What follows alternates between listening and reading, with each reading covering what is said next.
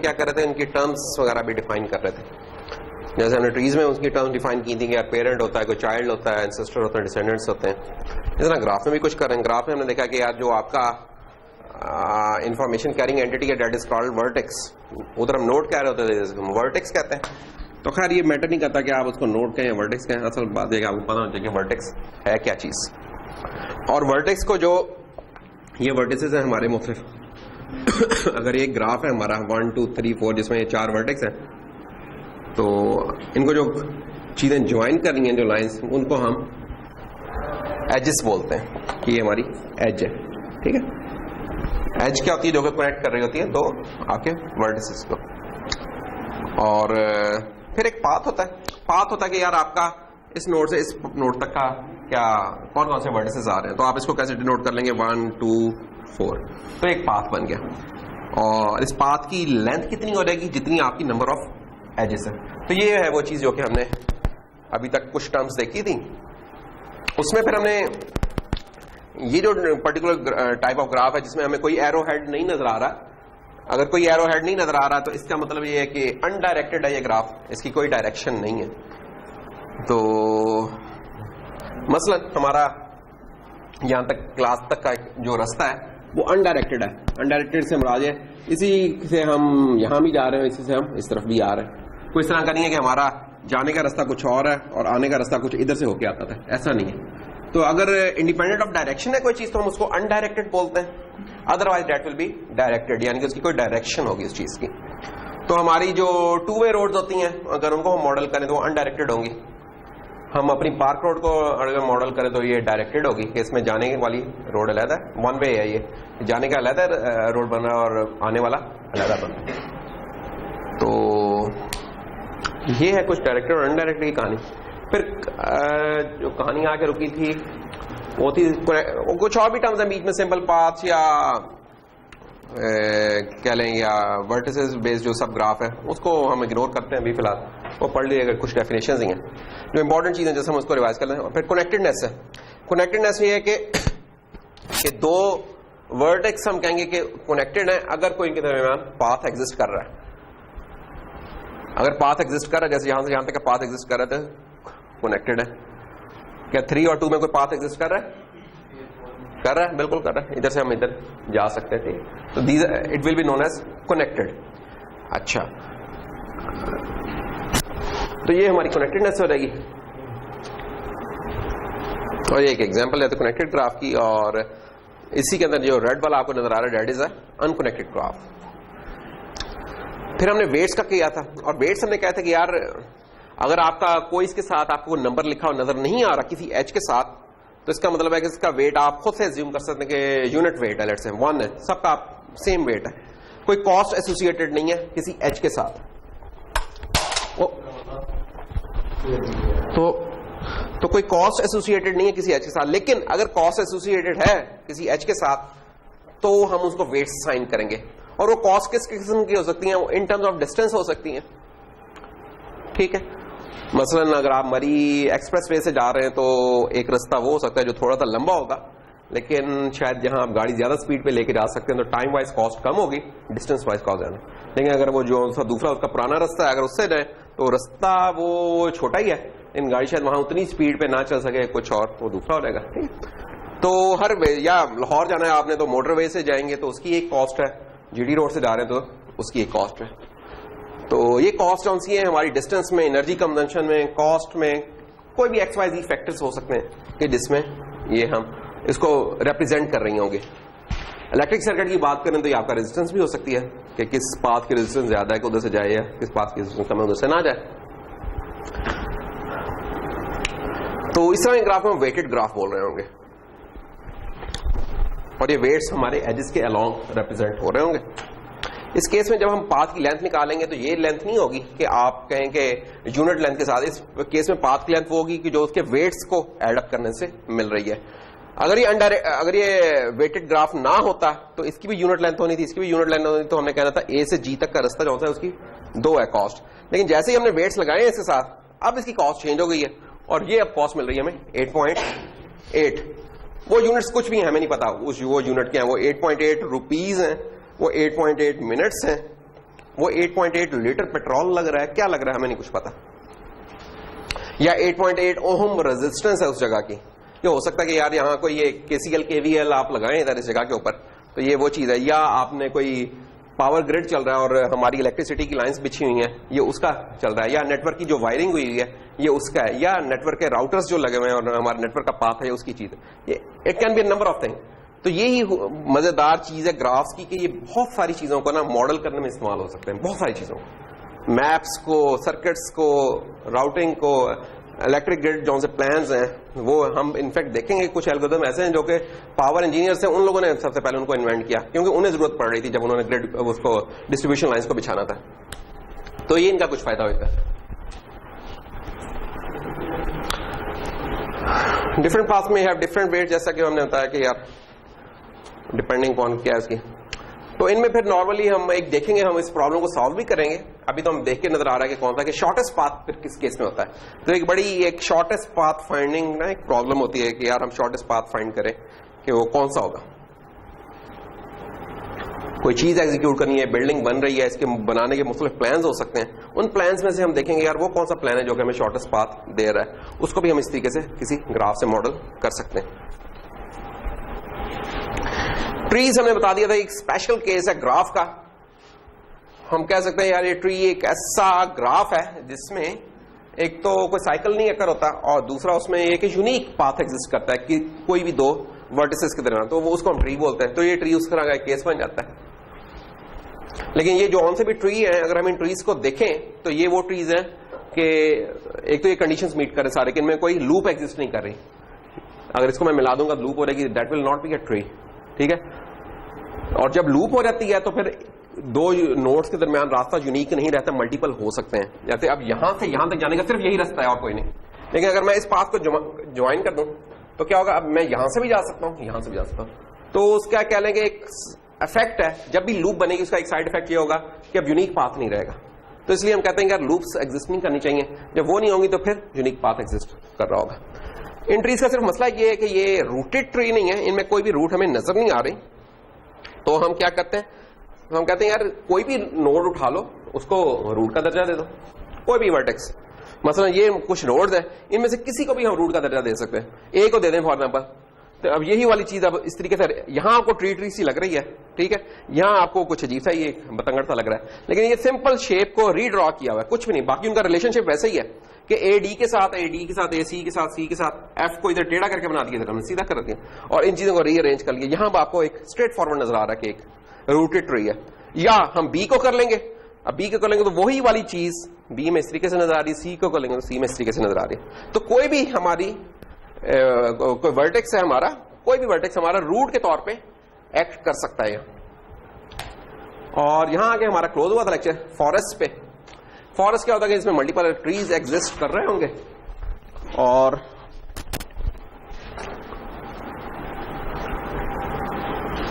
क्योंकि multiple trees exist कर रहे होंगे और ट्री की कंडीशन क्या है कि उसके अंदर कोई साइकिल नहीं होगा, तो ये साइकिल इसमें भी वही कंडीशन चलेगी कि फॉरेस्ट में जनाब एक कैसा ग्राफ होगा जिसमें कोई साइकिल नहीं होगा। हम इस पूरी चीज को भी अब एक ग्राफ कह सकते हैं, ये पूरी चीज को भी ग्राफ कह सकते हैं और उसके अंदर सब ट्रीज हैं, सब ग्राफ्स हैं जो कि हमारे ना बने हुए हैं।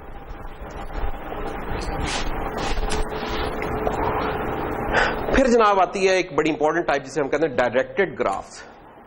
डायरेक्टेड ग्राफ्स होंगे जिन्हें डायरेक्शन चाहिए रिप्रेजेंट होने के लिए, ट्रूली रिप्रेजेंट होने के लिए, ठीक है। तो ये जनाब डायरेक्शन हमने ऐड कर दी इसकी हमने कि अब इधर से इधर जाने का रास्ता तो है, वापसी का कोई रास्ता नहीं नजर आ रहा, ठीक है। तो इस तरह की कोई गेम नहीं हमें यहां कोई नजर आ रही। इस तरह के कुछ केसेस हो सकते हैं। तो अगर वापसी का रास्ता बनाना तो that will be a separate path, इस तरीके से, ठीक है। तो अगेन अगर हम ये सामने अपनी पार्क रोड पे हैं तो ये एक हमारी डायरेक्टेड ग्राफ से शो हो रही होगी, क्योंकि इसमें वही बात है कि जाने का रास्ता कुछ और है और आने का रास्ता कुछ और है। और जो नॉर्मली हमारी गलियां वगैरह होती हैं उसमें क्योंकि टू वे नहीं होता, वो इतना वन वे नहीं बनी होती, तो एक ही चीज आने और जाने दोनों के लिए यूज हो रही होती है।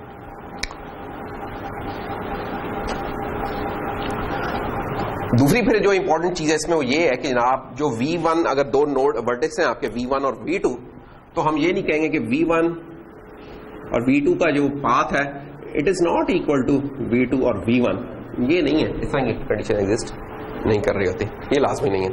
कोई स्पेशल केस में हो जाए तो हो जाए, वैसे ये दीज आर डिफरेंट थिंग कि V1 से V2 का पाथ कुछ और है और V2 से V1 का पाथ कुछ और।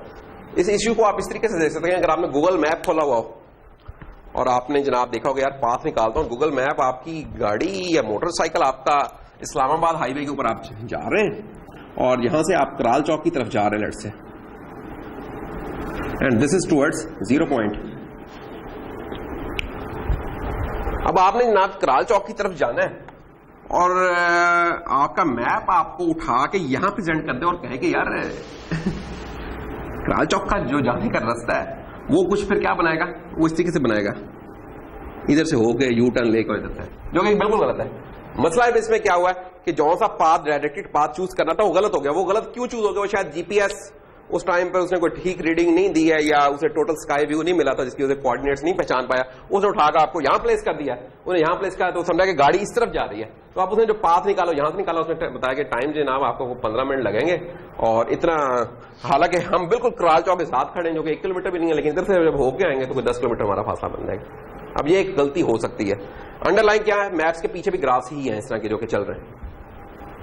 तो अब यहां हमें फिर नजर आएगा कि यार बिल्कुल रोड्स बिल्कुल साथ साथ थी, लेकिन क्योंकि इस रोड पे मैं रॉन्ग वे में नहीं जा सकता तो मेरे बहरहाल अब अगर ये एक पाथ ए और बी ये है, इस तरह एक पाथ ए और बी ये है, तो ये बी से ए जाने वाला पाथ और ए से बी आने वाला पाथ ये डिफरेंट अब हमारे बन रहे हैं। जो अनडायरेक्टेड ग्राफ था उसमें हमने फार्मूला देखा था कि उसमें हमारा फार्मूला था कि जितने नंबर ऑफ वर्टिसेस हैं आपके इंटू V-1 डिवाइड बाय 2, ये हमें बताते थे कि इतना मैक्सिमम एजेस हो सकती हैं उस उतनी नंबर ऑफ वर्टिसेस के लिए। तो अगर आपके वर्टिसेस आपकी नंबर ऑफ वर्टिसेस आपके 4 हैं तो कितनी एजेस हो सकती हैं? That will be 4 into 3 divide by 2 and it becomes 6। ये 6 हो सकती हैं।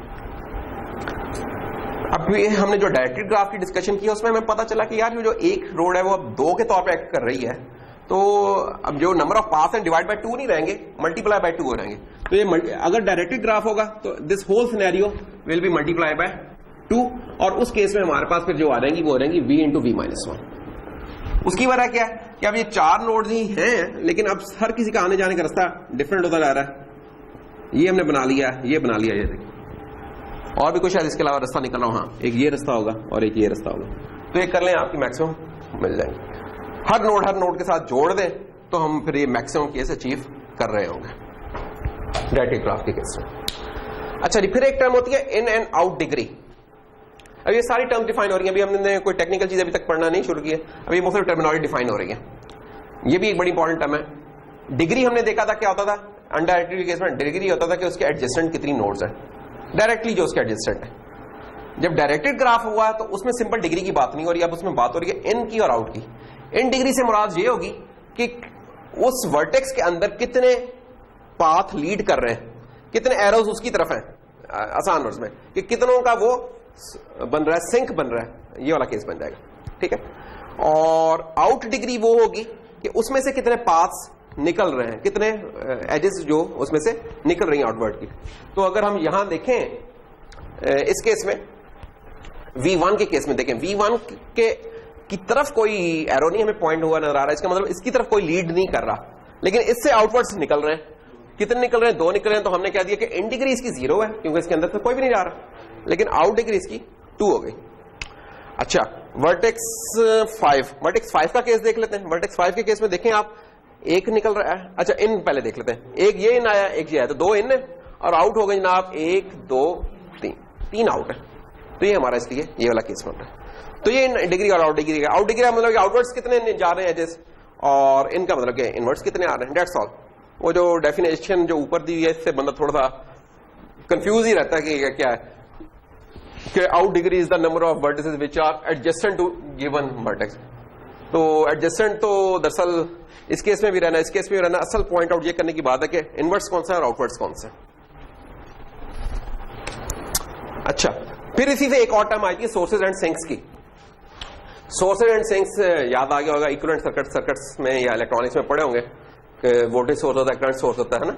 तो ऐसे ही इधर भी कुछ सोर्स और सिंक होते हैं। सोर्स क्या होगा कि जिसकी इन डिग्री कोई भी ना हो, 0। आउट डिग्री हो सकती है, लेकिन इन डिग्री 0 होगी उसकी लाजमी तौर पे, उसको हम सोर्स कहेंगे। इसलिए हम यहां V1 को सोर्स कह सकते हैं, इसकी इन डिग्री कुछ भी नहीं है। तो या जैसे अब सर्किट की एग्जांपल दे रहे हैं, आपका जो वोल्टेज सोर्स है दैट इज अ सोर्स, उस बेचारे को खुद नहीं कोई कहीं से कोई चीज मिल रही, दैट इज अ सोर्स। और फिर सिंक होता है आपके सर्किट में। सिंक क्या होता है? जो कि आपका लोड होता है उसको हम सिंक कह रहे होते हैं, ठीक है ना। तो सिंक में क्या होता है कि आपकी इन होती है, आउट कुछ नहीं होता उसमें से, कि आउटवर्ड उससे कुछ नहीं निकल होगा। तो कौन सा यहां बन जाएगा जिसमें आउटवर्ड कुछ नहीं निकल रहा? V8 नहीं, V8 से आउटवर्ड जा रहा है V4, V7 से भी आउटवर्ड जा रहा है, V2 से भी जा रहा है, और V9 है, V9 बन रहा है कि V9 सिंक है। इस वाले में कोई भी नहीं है ना, इस वाले में कोई नहीं नजर आ रहा।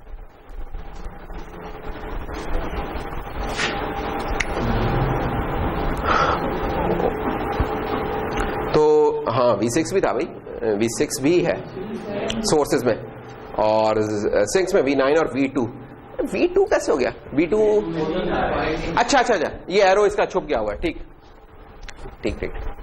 V2 साफ भी सही कह रहा। अच्छा जी, पाथ क्या हो रहेगा फिर? पाथ की भी वही है डेफिनेशन इस केस में कि जो एजेस आ रही हैं उस अलॉन्ग में वो उसका पाथ बना रही होंगी। अब मसलन पाथ ऑफ लेंथ 5, अब ये कौन सा बन रहा है? V1 से गया हम V4 पे, V4 से गया V5 पे, V3, फिर V5 और V2। तो ये जितनी नंबर ऑफ एजेस इसके अलॉन्ग बनेगी वो उसकी पाथ लेंथ होगी, और ये इसका पाथ है, ये कि अलॉन्ग द डायरेक्शन होगा ये पाथ।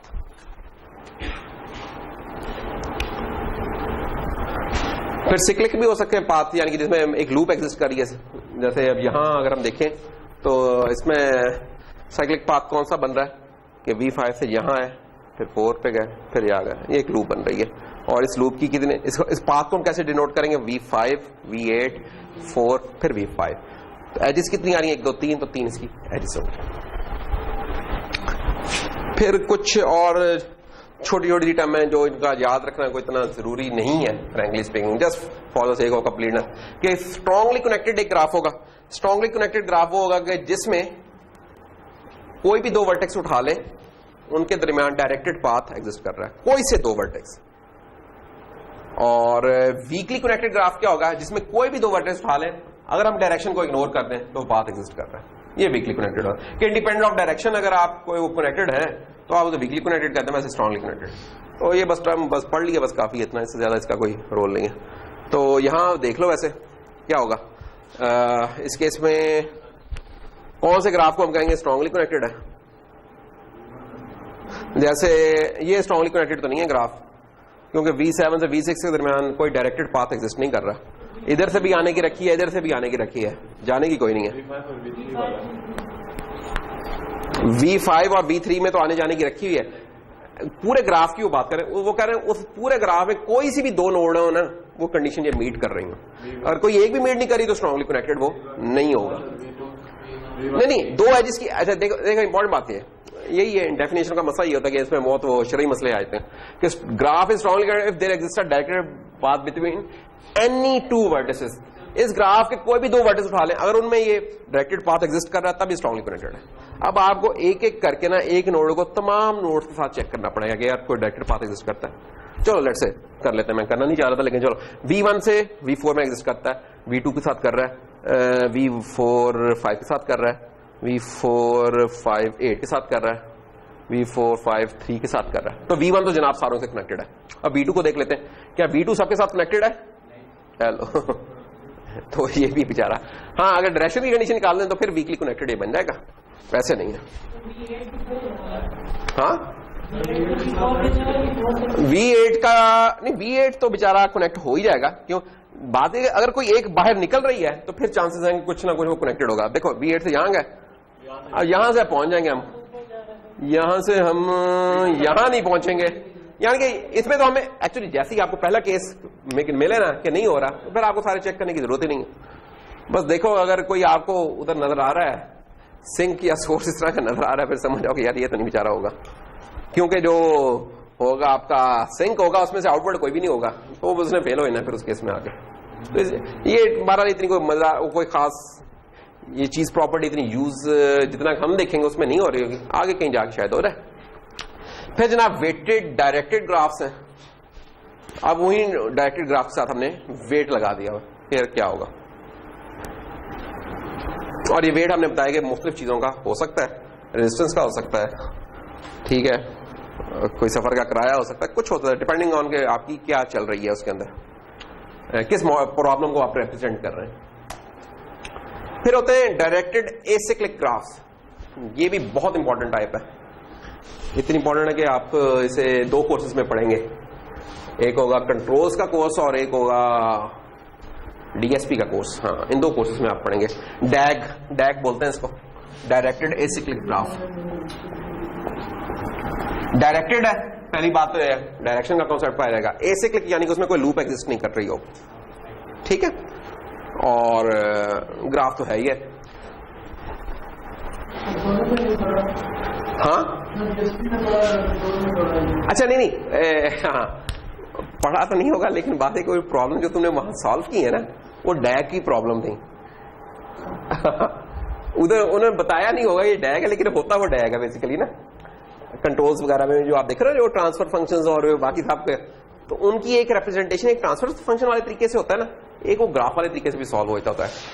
वो वाली चीज शायद पता नहीं कोर्स में करवाई या नहीं हो, लेकिन उस कोर्स में ही उसी चैप्टर में देखोगे ना, एक तरीका ये होगा डीएजी यानी कि डैग से करना, और एक होगा ट्रांसफर फंक्शन से करना।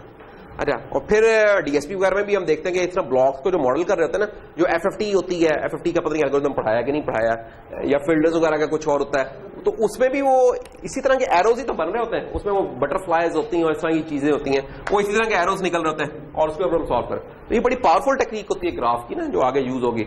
आप लोगों का शायद इस तरीके से ना हो सका हो, या मिस कर गए हो आप, या क्लास में तो बात का कोई मिस हुई थी बंदे से, लेकिन बुक अगर आप बुक्स देखें ना, उन बुक्स में है ये दोनों चीजें ना, डायरेक्टेड एसिक्लिक ग्राफ भी और वो भी। अच्छा, ये वो कहते हैं ये डायरेक्टेड एसिक्लिक ग्राफ है यहाँ वो लूप एग्जिस्ट करती हुई तो नहीं नजर आ रही कोई? क्या कंडीशन है कि लूप एग्जिस्ट ना कर रही हो? डायरेक्टेड तो सारे नजर आ रहे हैं, लूप तो नहीं कोई एग्जिस्ट कर रही। टिक टिक टिक टिक टिक टिक, तो लूप नहीं बन रही। लूप क्या होगी कि आप उस चीज को दोबारा रिविजिट कर सके। तो ये आपको एक क्लोज पाथ तो नजर आ रहा है कि बंद हुआ है, ठीक है, लेकिन ये यहां से यहां गया, यहां से यहां गया, लेकिन वापसी का कोई रास्ता नहीं है, फीडबैक नहीं हो रहा कुछ, ठीक है ना। फीडबैक सिस्टम से पढ़े थे ना कंट्रोल में, ठीक है ना। ये फीडबैक सिस्टम कब बनेगा? एरो इस तरफ हो जाएगा, तो इस तरीके से उधर मॉडल हो जाएगा।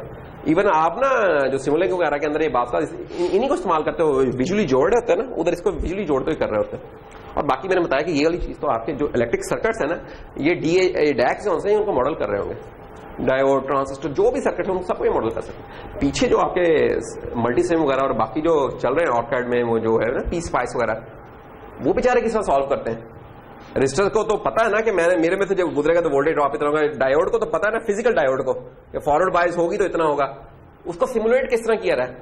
उनके पीछे जो सिमुलेशन, जो सॉफ्टवेयर में सिमुलेशन करते हैं, वो इनके थ्रू कर रहे होते हैं। यानी कि ये भी मौजूद होते हैं बहुत सारी चीजों के साथ। गुई के एलिमेंट्स होते हैं, ग्राफिकल यूजर इंटरफेस है, बाकी चीजें, लेकिन पीछे उनका एल्गोरिथम कैसे सॉल्व होता है, वो ये पीछे यही होते हैं उनके।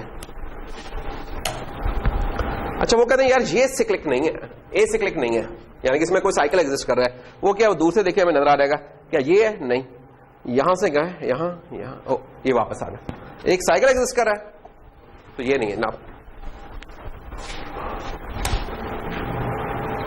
तो ये देखें जी इनकी एप्लीकेशन, ये बड़ी कुछ महदूद सी एप्लीकेशन है, एप्लीकेशन की इससे बहुत ज्यादा है।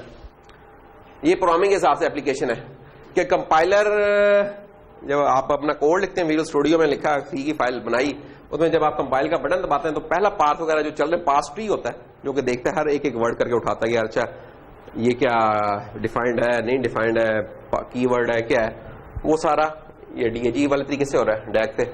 अच्छा, और ये reference graph then can be garbage collected using simple reference counting. एक गार्बेज कलेक्शन होती है, C++ में नहीं होती गार्बेज कलेक्शन, जावा में होती है। वो गार्बेज कलेक्शन क्या होती है? C++ में हमने पढ़ा मेमोरी एलोकेशन के लिए आपने 2 चीजें पढ़ी थी, न्यू और डिलीट। हमने देखा था यार जब भी आप न्यू करते हैं तो आपको डिलीट लाजमी करना होगा। अगर आप डिलीट वो चीज नहीं करेंगे तो मेमोरी आपके नाम पर इश्यू रहेगी और एक मेमोरी लीक बन जाएगी। कुछ और लैंग्वेजेस जो हैं जैसे जावा है या C# वगैरह, वहां आपको एक्सप्लिसिटली इस तरह डिलीट देने की जरूरत नहीं पड़ती। क्यों? कि वहां ये जो नंबर 2 आइटम है ना, गार्बेज कलेक्शन का उन्होंने मेंटेन किया है, वो उन्होंने खुद रिकॉर्ड रख रही थी, लैंग्वेज जॉन सी है ना, उसका स्ट्रक्चर जॉन, वो खुद रख रहा होता रिकॉर्ड कि अच्छा ये इसने मेमोरी ली थी, ये ली थी।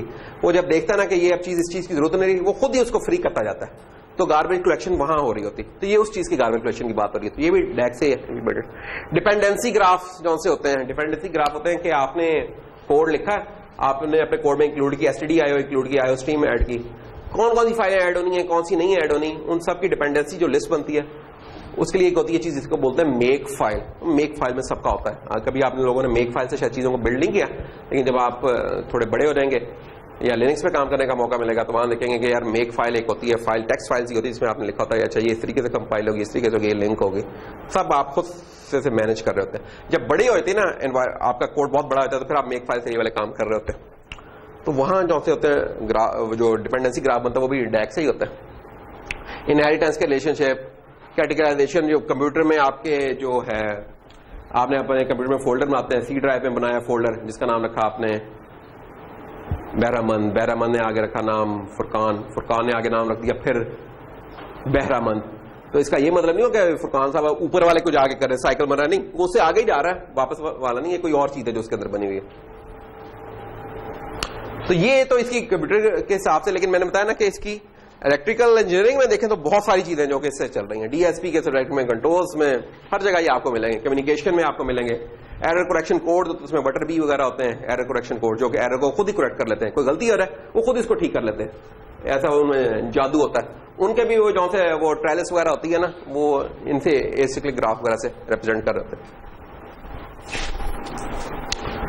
अच्छा, इनको इंप्लीमेंट कैसे करते हैं, असल तो ये सवाल है। ये तो सारी कहानी हमने बता दी ना, अब असल काम की तरफ है कि यार ये कर लिया इन दी एंड, तो ये हमने किसी ने इंप्लीमेंट करना है, कौन इंप्लीमेंट कर रहा है इसको पता नहीं है ना। तो ये इसके कोई कुछ तरीके इंप्लीमेंट करने के, क्या binary relation list, adjacency matrix और एडजेसेंसी लिस्ट। अच्छा, अब ये क्या होता है बाइनरी रिलेशनशिप, जिसको हम कहते हैं मोस्ट इनएफिशिएंट। वो किस तरह, आप जौन जौन से एजेस होते हैं ना उनका रिकॉर्ड रखते जाते हैं अलग-अलग से। अच्छा जी, V1 V2 के साथ कनेक्टेड है, एलओजी 1 और 2 आ गया, V1 V4 के साथ है, 1 और 4 आ गया, और अगर 4 1 के साथ है तो 4 और 1 ही आ जाएगा। तो इस तरीके से आप ऑर्डर्ड पेयर बनाते चले जाएंगे, क्योंकि जो दो वर्टिसेस हैं उनके दरमियान आपने कनेक्शन शो करना है कि ऑर्डर्ड पेयर चाहिए आपको, ठीक है। अच्छा, इसको कितनी मेमोरी चाहिए, जितनी एजेस होंगी उतनी मेमोरी चाहिए होगी। अच्छा, और ये मालूम करना है कि ये वर्टेक्स के एडजेसेंट है कि नहीं है, इसकी कॉस्ट कितनी होगी, जितनी नंबर ऑफ एजेस होंगी उतनी कॉस्ट होगी। और तमाम नेबर्स फाइंड करना कि यार इस V4 के कौन कौन से नेबर्स हैं। अब V4 के कौन कौन से नेबर्स हैं वैसे by the way, V5 V2 V1 और V8 कहेंगे, पता नहीं क्या कहना चाहिए हमें, क्या नहीं कहना चाहिए। V1 के तो हम बनते हैं, लेकिन हम ये हमारा नहीं बनता है, कुछ तरह का है, ठीक है ना। तो ये था इसका ऑर्डर्ड पेयर वाला। फिर दूसरा एडजेसेंसी मैट्रिक्स। एडजेसेंसी मैट्रिक्स क्या कहता है, 2 डायमेंशनल मैट्रिक्स बना लो आप, 2 डायमेंशनल मैट्रिक्स बना लो। और 2 डायमेंशनल मैट्रिक्स क्या, वो एक स्क्वायर मैट्रिक्स होगा। स्क्वायर मैट्रिक्स का क्या होता है, जिसके नंबर ऑफ रोज और कॉलम्स बराबर होते हैं। अच्छा, इसका मतलब क्या होगा, इसमें हम कितनी रोज या कॉलम्स रख लें जितनी हमारी वर्टिसेस है। अगर 9 वर्टिस है तो हम वो जो 2 डायमेंशनल मैट्रिक्स बना रहे हैं ना, वो 9 by 9 का बन जाएगा। अच्छा, अब ये कैसे इस बात को स्टोर कर रहा है, ये इस तरीके से स्टोर करता है कि कहेगा कि अच्छा आप बताएं जी V1 और V4 के दरमियान कोई है पाथ एग्जिस्ट करता है। आप देंगे, आप कहेंगे रो 1 के अगेंस्ट गए और 4 पे जाके आपने कहा कि एक कनेक्शन एग्जिस्ट करता है, ट्रू कर दिया, ट्रू या फॉल्स। अगर आप कुछ नहीं लिख रहे या फॉल्स लिख दे तो इसका मतलब कोई कनेक्शन एग्जिस्ट नहीं करता है, और ट्रू लिखा तो इसका मतलब पाथ एग्जिस्ट कर रहा है। अब देखें V1 से 4 के दरमियान एग्जिस्ट कर रहा है, क्या V4 से V1 के दरमियान एग्जिस्ट कर रहा है, नहीं। तो ये देखिए V4 और V1 नहीं है, कुछ नहीं लिखा, लेकिन V4 से 2 के दरमियान शायद कर रहा है, ये 2 के साथ शुरू कर दिया। तो बेसिकली क्या है, आपने 2 डायमेंशनल मैट्रिक्स बना लिया और उसके अंदर उनकी जो करस्पॉन्डिंग सेल था ना, उसमें ट्रू ट्रू करते गए अगर कोई कनेक्शन है, दैट्स ऑल। मसले क्या है इसके, जो पिछला केस था जिसे हम इनएफिशिएंट कर रहे थे, मेमोरी तो वो कम खाता था, जितनी एजेस थी वो उतनी खा रहा था, है? ये जितने आपके वर्टिस हैं उनका स्क्वायर खा रहा है वर्स्ट केस में, यानी जितना मैक्सिमम पॉसिबल ग्राफ का साइज होता है उतना खा सकता है, क्योंकि वर्स्ट केस में पूरे का पूरा ग्राफ कनेक्टेड हो सकता है।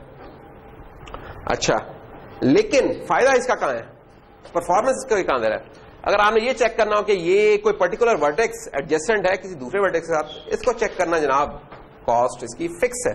क्यों?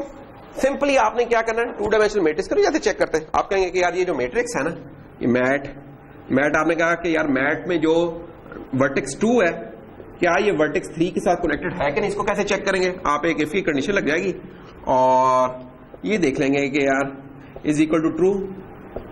अगर आपने ट्रू इस तरीके से लिखा हो, लेट्स बूलियन रखा हो या 1 लिखा हो तो 1 जो भी है चेक कर लें। अगर ये ट्रू होगा, अब देखें एक कंडीशन चेक हुई है, अब जो मर्जी साइज हो हमारे मैट्रिक्स का, एक कंडीशन में आपने चेक किया, वहां ये नहीं था। जो पिछला केस था उसमें जितनी एजेस थी उतने आपको चेक करने पड़ने थे, यहां आपने डायरेक्ट चेक कर लिया, तो ये इसका फायदा है। किसी के नेबर फाइंड करने, वहां वो चीज थी डिपेंडेंट एजेस पे, यहां ये वर्टेक्स पे, तो ये भी एफिशिएंट हो गया, क्योंकि एजेस तो आपकी ज्यादा हो सकती हैं। अगर 9 वर्टेक्स हैं तो उनकी एजेस 72 हो सकती हैं, लेकिन नोड्स ने तो इतना रहना है, वर्टेक्स ने तो 9 ही रहना है, तो ये भी कॉस्ट कम पड़ रही है। ठीक है ना, ये देखें ना, यहां क्या था, एजेस क्या है ये। अब ये एजेस 2 नोड्स के दरमियान 2 हो सकती हैं और 3 नोड्स के दरमियान कितनी हो जाएंगी, 6 हो जाएंगी, इस तरीके से हो जाएगा। ठीक है, इस तरह काम चलता रहना, तो एजेस से ज्यादा हो सकती हैं हमारी, तो ये कॉस्ट ज्यादा हो सकती है। लेकिन अगर इस चीज को हम नंबर ऑफ वर्टेक्स पे ले आए जैसे इस केस में, तो ये फिर चीज एफिशिएंट हो जाएगी। तो ये चीज एफिशिएंट किस कॉस्ट पे, मेमोरी के, और ये हमारा वो स्टैंडर्ड प्रोसीजर चलता आ रहा है कि हमने देखा कि चीजें एफिशिएंट कब होती हैं, नॉर्मली मेमोरी की कॉस्ट पे एफिशिएंट हो रही होती है। और मेमोरी कम लगती है, कब कम लगती है, नॉर्मली वो प्रोसेसिंग की कॉस्ट पे मेमोरी कम लग रही होती है, कि प्रोसेसिंग बढ़ा दें मेमोरी कम हो जाएगी, मेमोरी बढ़ा दें तो प्रोसेसिंग कम हो जाएगी, इसलिए नॉर्मली ये पैटर्न एक पाया जाता है। तीसरा केस क्या है, जो हम कहते हैं कि यार एफिशिएंट है दोनों तरीकों से, वो ना उधर से या ना उधर से, वो एक तीसरी चीज आ गई, एडजेसेंसी लिस्ट।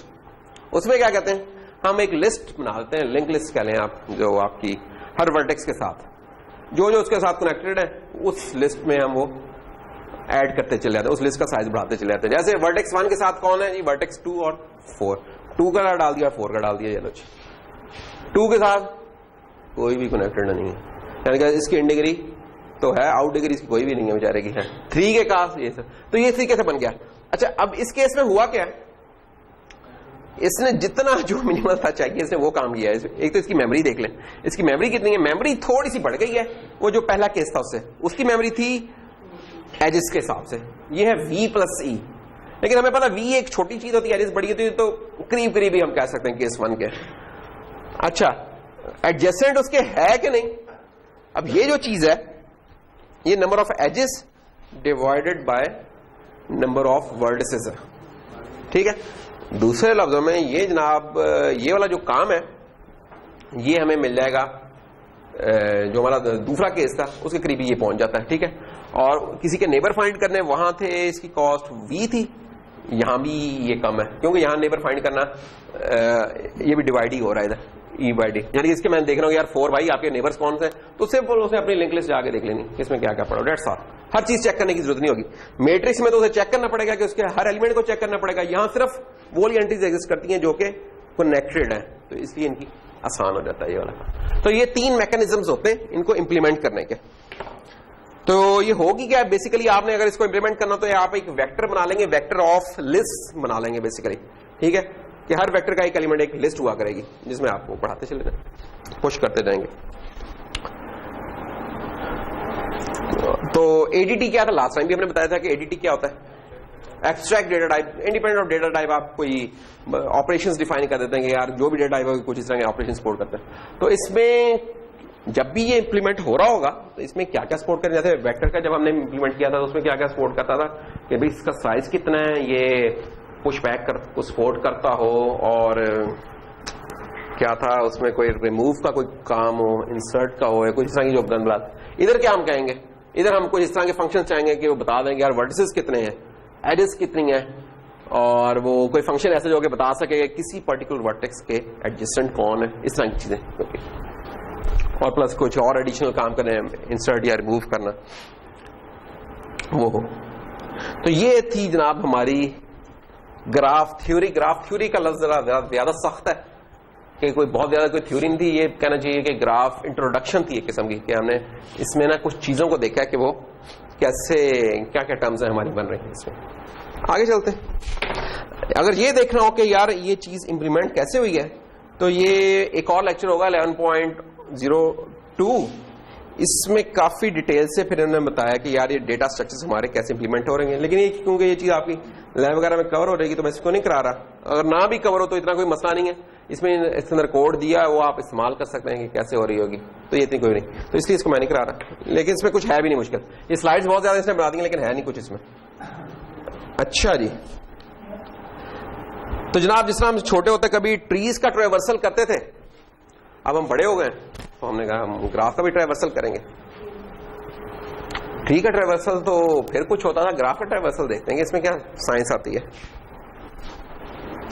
इसमें भी उसी तरह के एल्गोरिदम है, कुछ ब्रेड्थ फर्स्ट, डेप्थ फर्स्ट, इस तरह के एल्गोरिदम होते हैं। तो इनको देखेंगे, हम देखेंगे यार साइकिल्स ना आ रहे हैं, रिपीट ना कर रहे हो हम किसी चीज को। और फिर एक और, हाँ, जो डेप्थ फर्स्ट होंगे वो हम देखेंगे, वो रिकर्सिवली हम उनको इंप्लीमेंट कर सकते होंगे, ठीक है ना। अच्छा, स्ट्रेटजीज क्या है जी?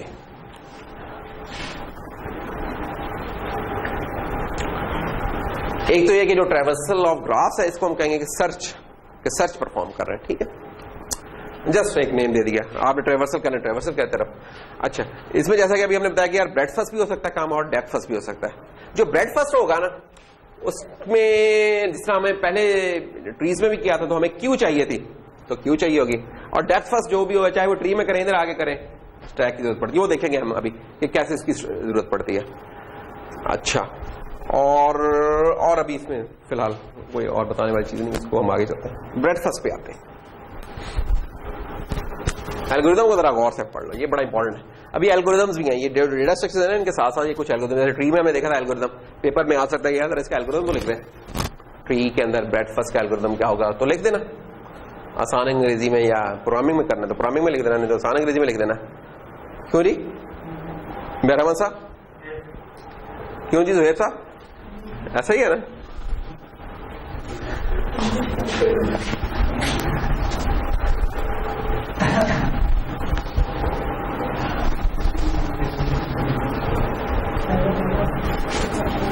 हाँ, स्मूथ हुआ है, बड़े आराम से साफ हो रहा है।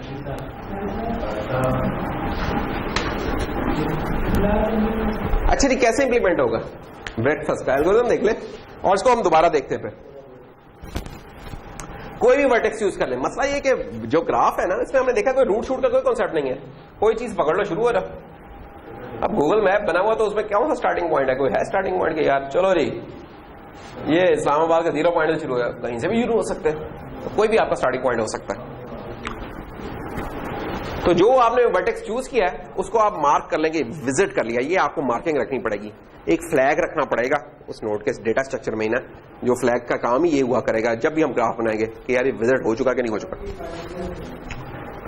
अच्छा, और विजिट मार्क करने के बाद उसको क्यू में पुश कर देना। अभी कुछ काम नहीं किया, मार्क विजिट किया, क्यू में डाल दिया, वो नहीं आया बंदा ठप्पी लगाई ढस अंदर डाल दिया, ये वाला काम किया।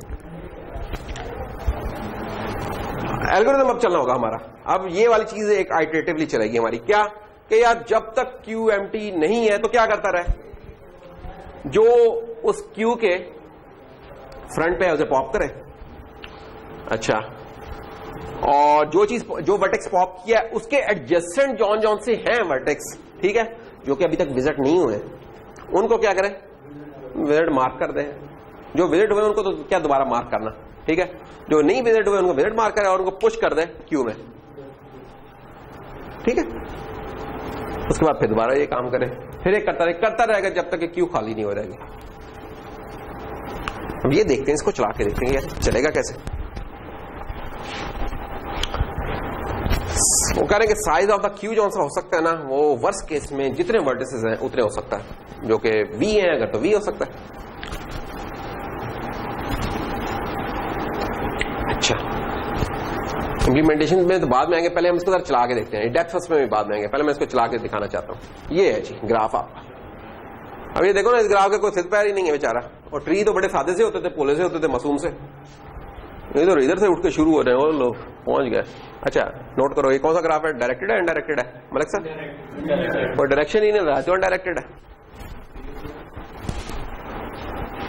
अच्छा जी, ब्रेडफास्ट परफॉर्म करते हैं, कोई भी चूज कर लें। ये बाहर ज्यादा सर निकाल के देख रहा था वो कौन आया कौन आया, हमने कहा अच्छा बेटा तू तो आ जाना, पहले एक को निकाल लिया, मार्क किया, इसको विजिट मार्क किया और पुश कर दिया हमने क्यू में। पुश तो खैर हम इधर से कर रहे हैं, लेकिन वो बेचारा जब इधर से धक्का दे गया तो इधर ही जाके रुका, क्योंकि और कोई था ही नहीं, तो ये आ गया फ्रंट पे भी यही आ गया। हमने इसे लूप चलाई, लूप चला के जनाब हमने इसे पॉप किया।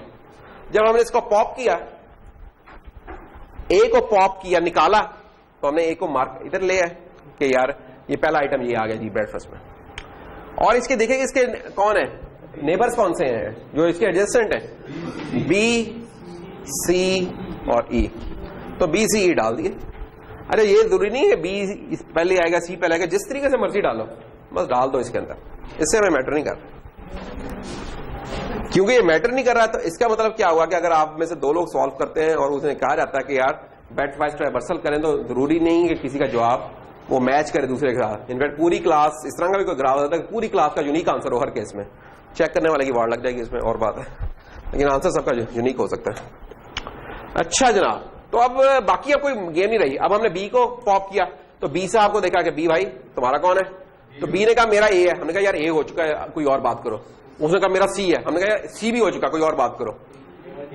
उसने कहा डी है, ले फिर डी डाल दिया हमने, ठीक है। तो जो विजिट मार्क हो चुके उनको नहीं हम दोबारा डाल रहे, इसलिए हमने विजिट का फ्लैग रखा हुआ है। बस अब ये कहानी चलती रहेगी, अब इसमें मजीद बताने की कोई बात नहीं है।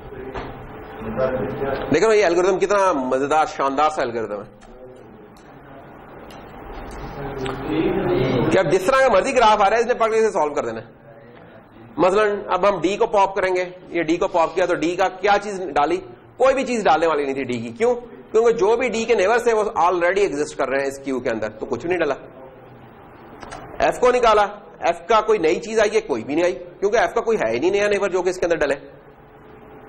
जी को निकाला, जी ने कहा हाँ जी भाईजान आई है मेरा नेबर एक, आई को डाल दिया हमने।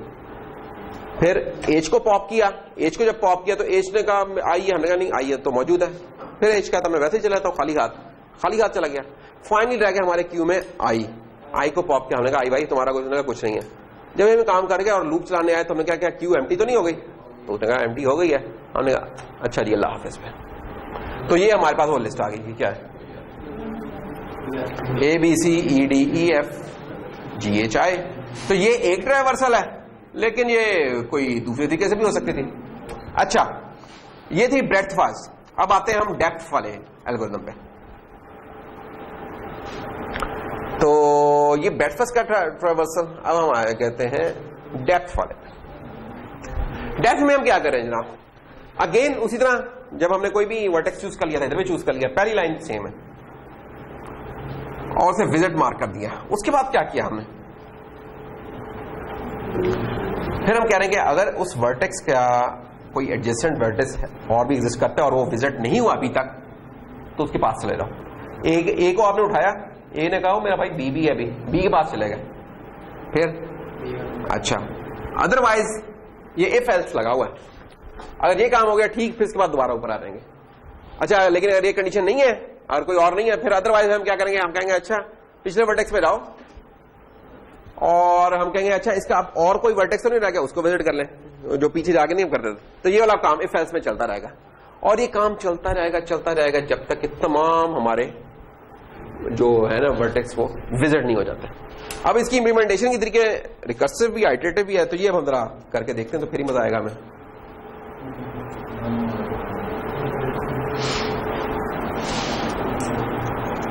ये तो ब्रेडथ वाला था रिकर्सिव डेप्थ फर्स्ट ट्राइवर्सल। अच्छा जी क्या उठाएं जी इसमें से, हम ए को उठा लिया। ए के पास आए, हमने कहा ए भाई आपका कोई है कोई नेबर, अभी कोई भी हो सकता था इनमें बी सी ई, हमने बी को उठा लिया। बी के पास गए, हमने कहा बी भाई तुम्हारा कोई, उसने कहा हाँ सी, वैसे डी भी हो सकता था, ठीक है। तो इसका मतलब अगेन यहां भी कोई यूनिक आंसर नहीं होगा, मल्टीपल आंसर एग्जिस्ट कर सकते हैं। तो सी के पास आए, सी कहा भाई तुम्हारा यार कोई दोस्त, उसने कहा डी। डी के पास गया, डी ने कहा यार मेरा तो कुछ नहीं है, अब हम कहते हैं अच्छा चल भाई जहां से आए थे वहां चलते हैं। तो डी के पास कहां से आए थे? सी से आए थे। सी के पास दोबारा गए और सी से पूछा यार तुम्हारा कोई और अनविजिटेड तो नहीं रह गया? उसने कहा बिल्कुल है। वो कौन है? ई के पास चले गए। ई से पूछा ई भाई तुम्हारा कोई रहा? उधर का बहुत सारे जनाब, एच भी और जी भी। ये ले जी, वो जी को उठा के ले आया। ठीक है, ये जी पे आ गया। जी के पास गए, इन्हें कहा तुम्हारा कोई अनविजिटेड तो नहीं रहता? उसने कहा आई। यानी कि हमने ना कोई भी काम मुकम्मल नहीं करा है। एक दरवाजा खोलते हैं, उसके अंदर दरवाजा, फिर उसको खोलते हैं, उसके अंदर दरवाजा, उसको खोलते हैं, जब तक दीवार नहीं टकर जाती। जब दीवार टकरती है तो पिछले कमरे में आ जाते हैं, फिर बाकी के दरवाजे खोलने लग जाते हैं। तो ये काम कर रहे हैं। ये आई में आ गया फिर, और आई के पास गए तो उसने कहा एच। अच्छा जब एच हो गया तो एच का तो अब कोई भी नहीं रहा। आई के पास वापस आए, आई का कोई और नहीं रहता। जी के पास वापस आए, जी का भी कोई और नहीं रहता। ई के पास आए, ई का भी कोई नहीं। फिर सी के पास आए, सी ने कहा वो एफ रहता है, लो जी एफ आ गया। अब ये चीज रिकर्सिव भी करना बड़ी मजेदार है। यानी कि ये तुम देख सकते हो रिकर्सिव में कैसे बैक होता रहेगा, क्लोज होता रहेगा और किस तरह वो पीछे आ रहा होगा। तो once we have this algorithm, तो ट्रैवर्सिंग तो कोई मुश्किल है ही नहीं इसके अंदर। हम देख सकते हैं ये तो बल्कि ट्री से भी ज्यादा आसान लगने रही थी बात का बनने को। हालांकि एक गंदी चीज है काफी, लेकिन एल्गोरिथम बड़ा इतना मजेदार है कि जनाब हमें वो ट्री से भी ज्यादा मजा लगता है। अच्छा कंपैरिजन,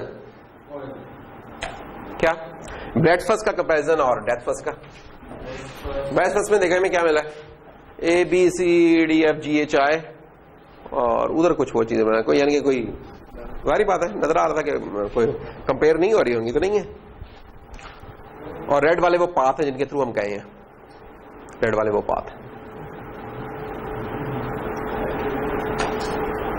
एप्लीकेशंस क्या है इनकी? एप्लीकेशन, ये जो एल्गोरिथम है ना, ये इनका यहां पूरा एल्गोरिथम है, ये इनका बड़ा छोटा सा रोल हुआ करेगा। चेक किया करेंगे क्या ये कनेक्टेड है कि नहीं है।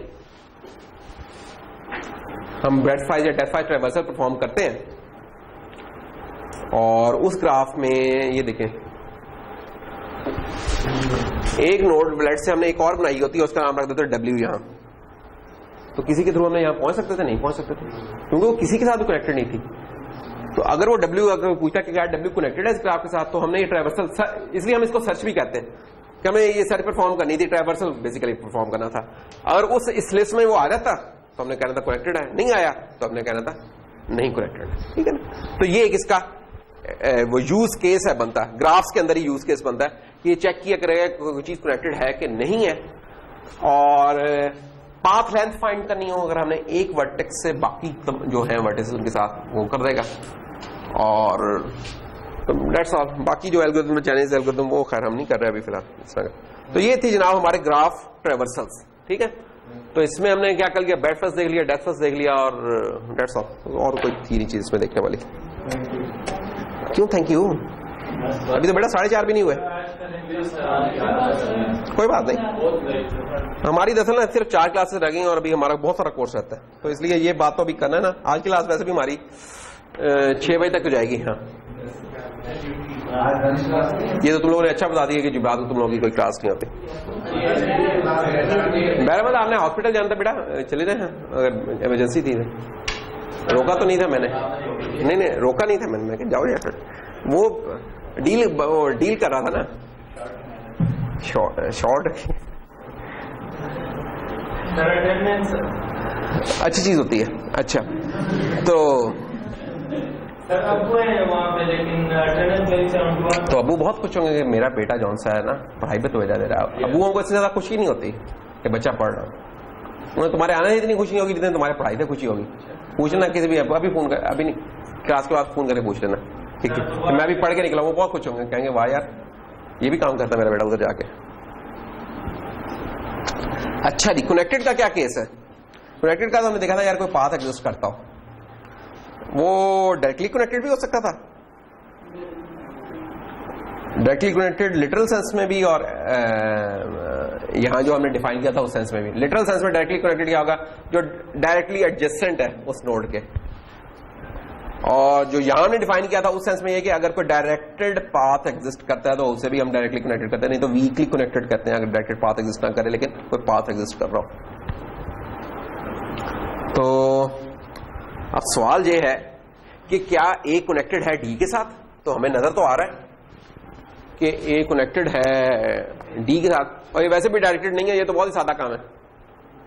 इंशाल्लाह चलेंगे, साइकिल अपना डालेंगे इसके अंदर, मोटरसाइकिल, पहुंच जाएंगे, कोई ना कोई रोड लेके, 1-2 दफा ख्वार होंगे, 3 दफा ख्वार होंगे, पहुंच जाएंगे। इमेजिन करो A फॉर अबासीन और D फॉर हॉस्पिटल, जिसमें बहरामंद ने जाना था, लेकिन क्योंकि उसे पता नहीं कि किस हॉस्पिटल में, तो इसने जाते हुए बहुत सारी जगहों में रुकना था। शायद हॉस्टल में रुकना पड़ता है इसे, ठीक है, शायद किसी शॉप पे जाना पड़ता, किसी क्लब में जाना पड़ता, पता नहीं क्या क्या, और बाहर, लेकिन इसे पहुंच जाना था हॉस्पिटल, थोड़ा लेट। हम कह रहे हैं कि इन केस आपको नहीं पता। अच्छा, कैसे करें फिर एक कनेक्शन चेक इसका, कि वो चीज उसके साथ कनेक्टेड है कि नहीं है, क्या तरीका होगा? तो अब हम इसको जरा करते हैं चेक, कि हमने वर्टेक्स ए को मार्क किया कि विजिटेड और उसको पुश कर दिया क्यू में। ये तो कुछ ब्रेड वाइज वाली चीज नहीं होने लगी। चलो देखते हैं। क्यू में जो था उसको हमने पॉप किया। एक्चुअली उधर तो हम पूरा ट्रेवर्स कर रहे थे ना, अब हमारा इधर सिर्फ गोल इतना रह गया कि ये उसके साथ कनेक्टेड है कि नहीं है। जैसे ही वो हमारी क्यू में अपीयर हुआ ना, हमने उधर ही कहना वो भाई कनेक्टेड है, बाकी हमने फिर कुछ नहीं करना। तो हम देख रहे हैं कि ए कनेक्टेड था किसके साथ, डी के साथ। ए को जो हमने पॉप किया, तो देखो हम रिकॉर्ड नहीं रख रहे कि ए को पॉप कर लिया, सिर्फ हम इस क्यू के अंदर अब इंटरेस्टेड है। तो ए के कौन कौन से थे नेबर्स, बी, एफ और जी, तो ये आ गया। फिर हमने बी को करेंगे। अच्छा, एक एल्गोरिथम यहां चल रहा है और एक एल्गोरिथम यहां भी चल रहा है, दोनों पे हम चला रहे हैं, सिर्फ बीच में पाथ तोड़ा हुआ है, तो ये दिखाने के लिए कि फर्क कैसे पड़ेगा। अरे जी, जब हम बी को पॉप करेंगे तो बी के कौन कौन से नेबर्स आ जाएंगे, एच और बस एच ही है, बाकी तो विजिटेड ऑलरेडी हैं, क्यू में एग्जिस्ट कर रहे हैं। और दूसरे वाले ग्राफ में भी है, दूसरे वाले ग्राफ में एच नहीं आया, दूसरे वाले ग्राफ में एच नहीं आया क्योंकि वो कनेक्टेड ही नहीं था।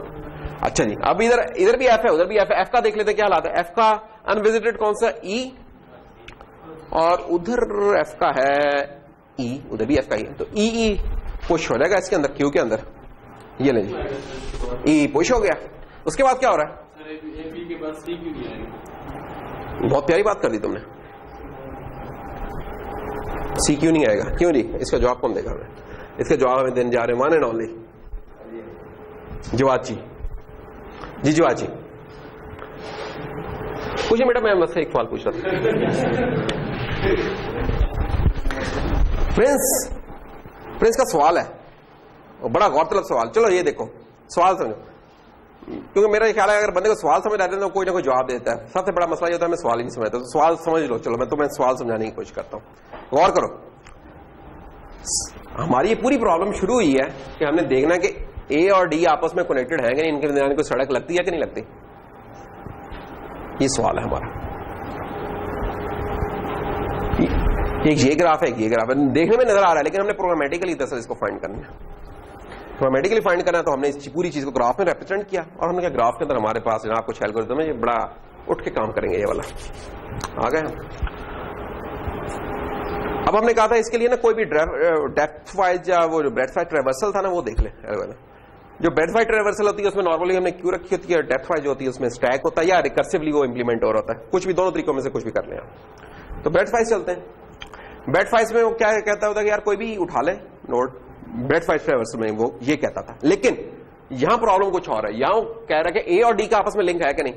तो इसका मतलब है कि हमने ये नहीं कि कोई भी उठा ले, अब हम ए को उठाएं जिससे हम स्टार्ट करना चाह रहे हैं प्रॉब्लम, इसलिए हमने ए को उठाया। अब यहां यूनिकली डिटरमिन हो रहा है कि पहला आइटम आपका ए जाएगा, क्योंकि अब हम ए से फाइंड कर रहे हैं, ठीक है। अगर होती सिर्फ ट्रेवर्सल होती, फिर बी उठाते, एच उठाते, सी उठाते, जो मर्जी उठाते, हमें से कोई गर्ज नहीं थी। अब लेकिन स्टार्टिंग पॉइंट हमारा आइडेंटिफाई हो गया कि 0 पॉइंट आपका इस सामड़ी के साथ कनेक्टेड है कि नहीं है, ये वाला सवाल है। लिटरली ये ऐसा ही सवाल होगा जो आप करेंगे ना, गूगल मैप पे भी करेंगे, पीछे इस तरह का कोई एल्गोरिथम चल रहा होगा, वो देखेगा कनेक्टेड है कि नहीं है, ठीक है ना जी। मसलन हमारे जोगी साहब हो अपने रूहानो ज्ञान के आला दर्जों पे और कहें कि यार अब्बासीन यूनिवर्सिटी का और चांद का आपस में कोई रास्ता है कि नहीं, किसी दिन बैठे और ओ क्या बात कर दी है, क्या बात है यार।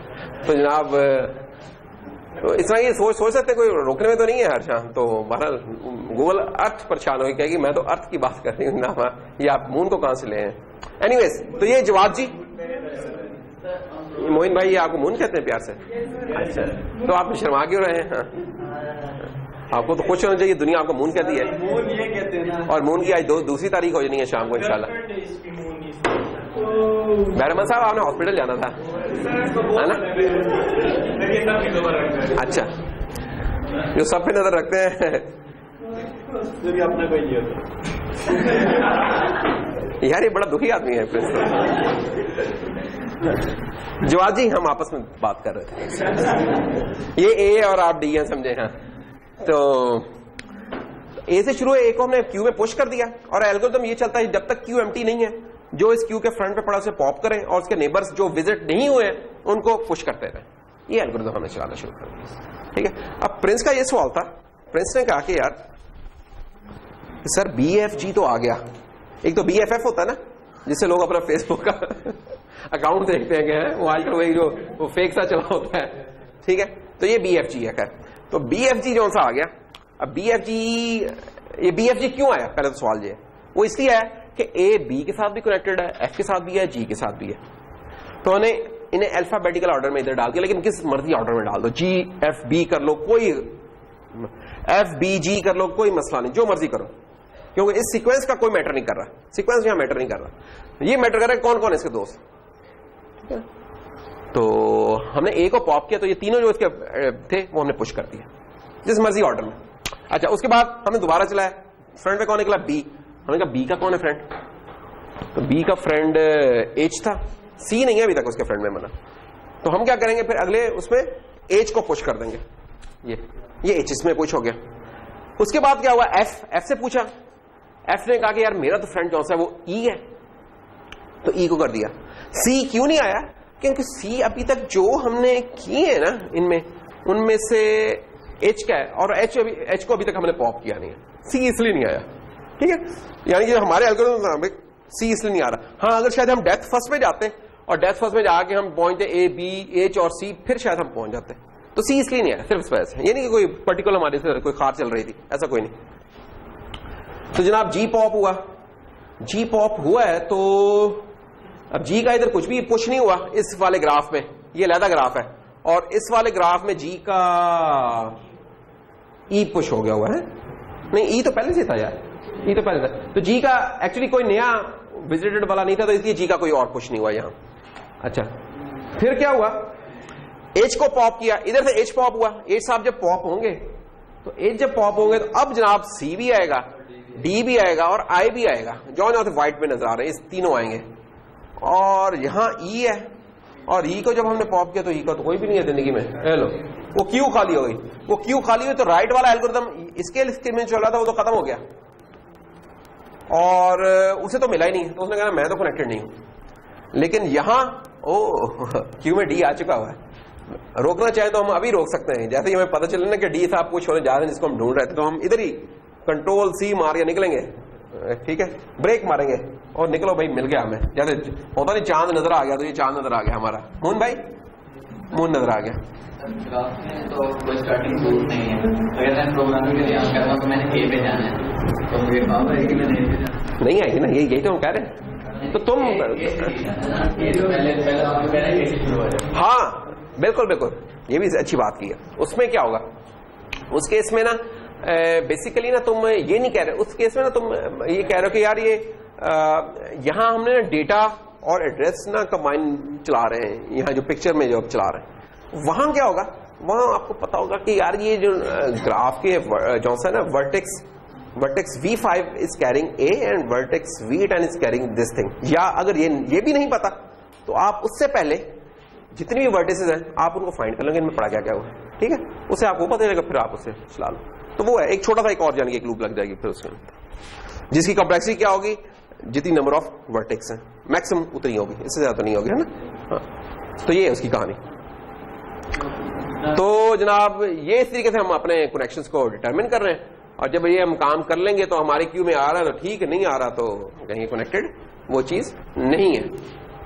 तो ये हमारा कनेक्टेड फाइंड करने का, ये बड़ी इंपॉर्टेंट चीज होती है कि हम कनेक्टेड हैं भी कि नहीं है उस चीज के साथ। ग्राफ के अंदर भी हो सकता है, देखो ना बात आप कहते हैं यार गूगल ने ना मुझे ना ग्राफ दिखाया था, रास्ता जाता, जब मैं वहां गया ना तो दीवार थी, गूगल ने तो मेरे साथ धोखा किया, कुछ लोग कहते होते हैं। होता है। वो बात का बेचारा ग्राफ इतनी वो उनका मैप इतनी तेजी अपडेट नहीं हो रहा था, तो सूलों से वहां कनेक्शन शो नहीं करना चाहिए था। लेकिन बीच में कोई डेवलपमेंट हुई, जैसे आजकल खन्ने पुल पे हो रही है कि ना रास्ता ही बदला होता है, हर 2-3 दिनों के बाद कोई रास्ता बंद किया तो कुछ और किया, तो मैप तो बेचारा दिखा रहा होगा उस दिन। अगर सुबह को बंद किया, उस बेचारे को तार नहीं आई है कि यार ये रास्ता बंद हो गया, तो उधर वो बेचारा थोड़ा सा खा सकता है मार, नहीं तो वैसे इन जनरल वो फिर ठीक ही दिखा रहा होता। अच्छा जी,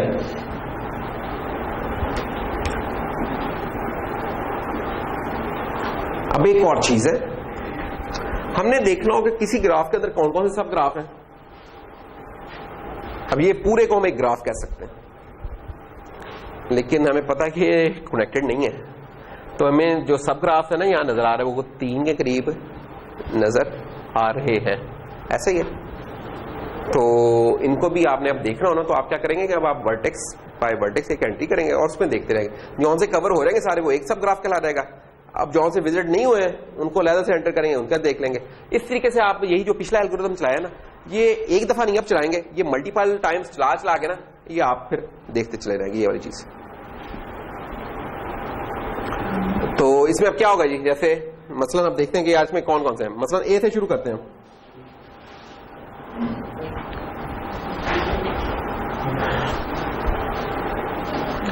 अब हमारी कौन कौन सी है प्रिंस, अगर गौर करो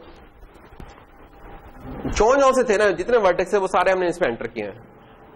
अब तस्वीर में तो हमें नजर आ रहा है कि यार ये कौन से कनेक्टेड और कौन से कनेक्टेड नहीं है। प्रोग्रामेटिकली हमने फाइंड करना है। तो तरीका क्या होगा?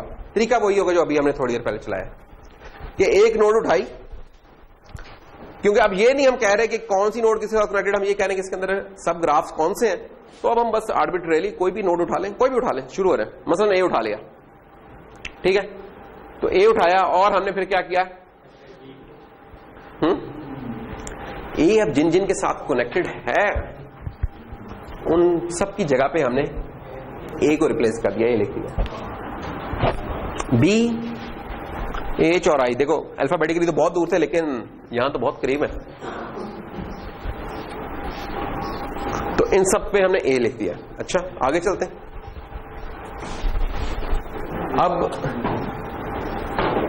अब जो जीव की जगह पे हमने ए क्यों लिखा, क्योंकि जो आई साहब थे या एच जो थे वो जी के साथ कनेक्टेड थे।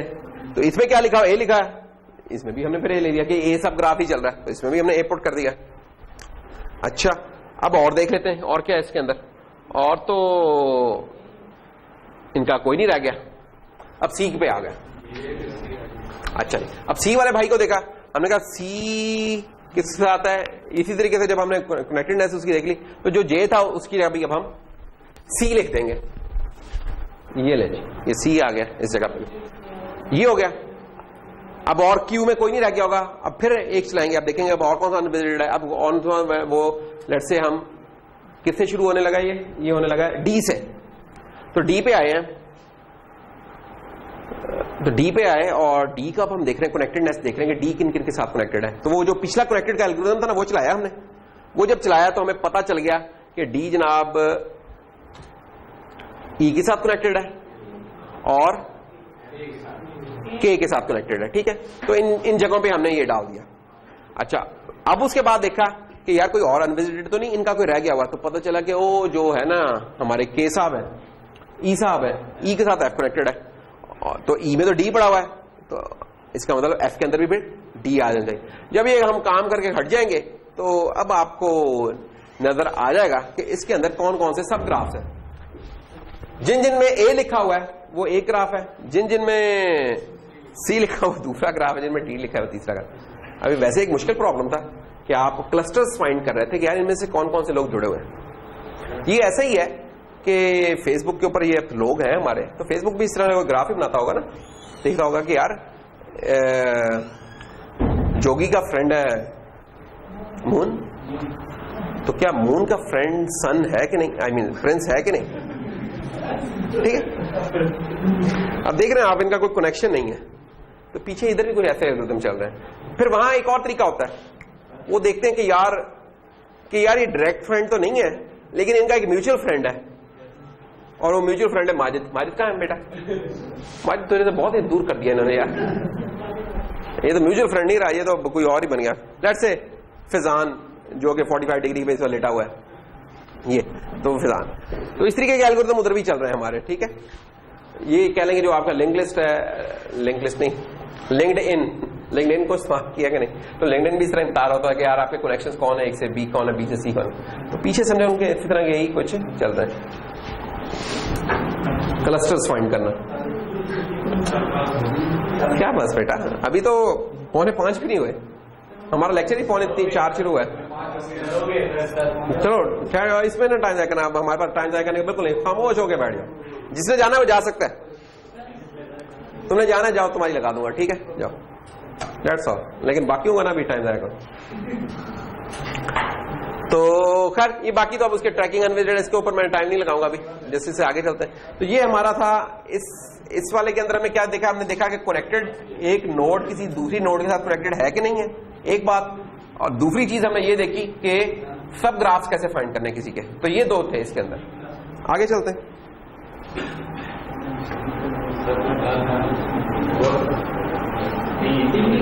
यार ये छोटे छोटे सी चीजें, इसके अंदर कोई लंबे चौड़े काम नहीं है।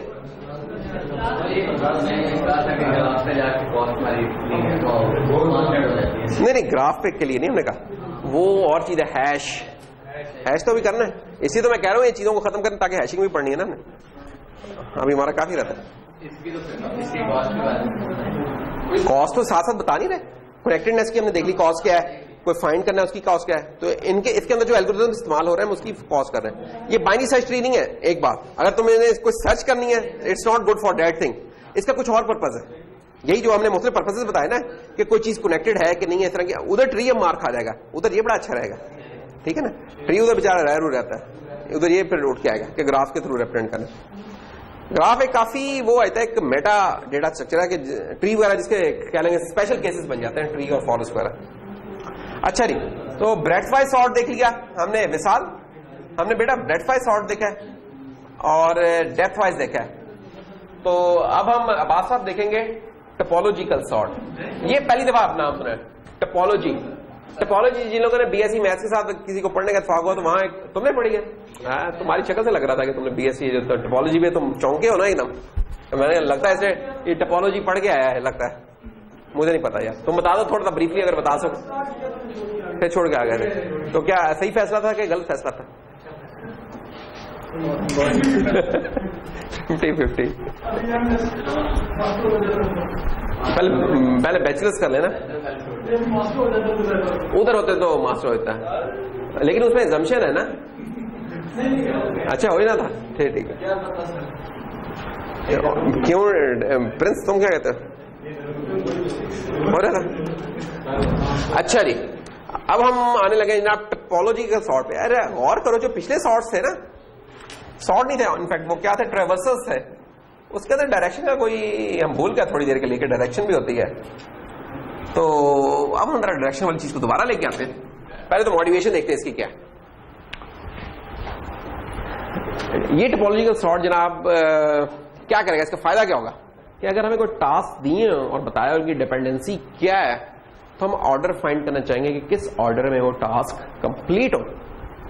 अभी देखते हैं इससे क्या मुराद है। ये जो मुश्किल से कुछ लफ्ज बोल गए हैं, इसके भी एग्जांपल देखते हैं। अच्छा, और ये जो डिपेंडेंसीज होंगी, डिपेंडेंसीज जो हैं वो ऑर्डरिंग क्रिएट करती होती हैं, ठीक है। तो इसको पहले हम एग्जांपल देख लें, नहीं तो ये जरा मुश्किल हो जाएगा। जैसे आप लोग कोर्स उठाते हैं तो उसमें एक डिपेंडेंसी होती है, यार प्री रैक इसका ये है। जैसे इसका प्री रैक क्या है, CS 106, CS 106 है, और 106 का क्या है 100। तो ये डिपेंडेंसी लिस्ट है कि आपने पहला वर्टेक्स वो था, उससे अगला वो है, उससे अगला वो था। तो ये डिपेंडेंसी लिस्ट ये वाली चीज बन जाती है। अल्लाह मुझे तौफीक दे तो क्या मैं निकाल सकता हूँ एक चीज, एक सोचने दो मुझे, इससे याद आया, वो तुम लोगों से रिलेटेड शायद इस तरह ना हो, जस्ट मुझे सर्च लगाने दो। कोर्स लिस्ट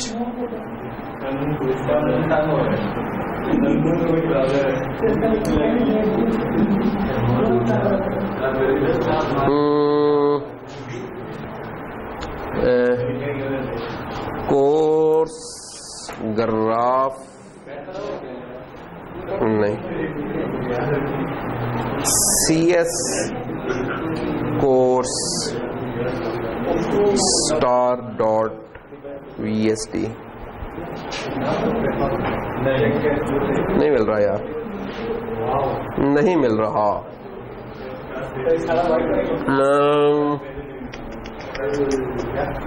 शायद मिल गया,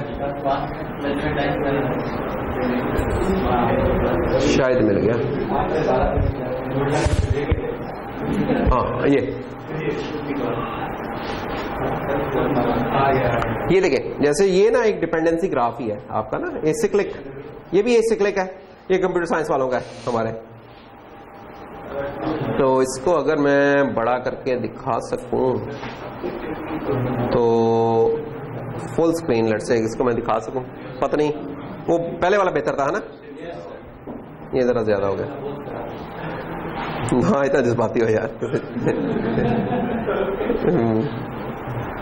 अब ये देखो, ये ना जैसे आप लोगों का भी इस तरह का ही है, वो मेरे पास पढ़ा नहीं हुआ मेरे ख्याल कि कंप्यूटर साइंस का है कि इसमें देखें ये पहले सेमेस्टर के कोर्सेज हैं, दूसरे तीसरे चौथे और 8वें तक के, ये बॉक्सेस में लिखे हुए इनके कैरेक्टर्स के हैं। और ये क्या है, आपके वर्टेक्स हैं, ये एजेस है, ठीक है।